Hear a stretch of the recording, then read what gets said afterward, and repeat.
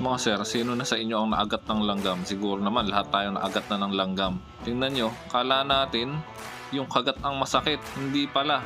Yung palang sting nila ang masakit. May pantusok sila. Ayun para din palang bubuyog to. So yung pagkagat na yon, ginagamit lang nila yun para makahold dun sa skin natin.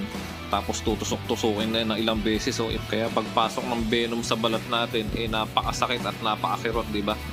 Sir, ano naman yung pinakamasakit kumagat na langgam? Ito, may napanood nga ako dito. Bullet ant pala yung number 1 na pinakamasakit kumagat na langgam. Ayan papaagat siya. Magpapatusok siya sa langgam. Kaya sa susunod, pag naagat ka ng langgam, sabihin mo, ay, natusok ako ng langgam. Aray, natusok ako ng langgam. Tingnan nyo, mayroon siyang pantusok sa dulo.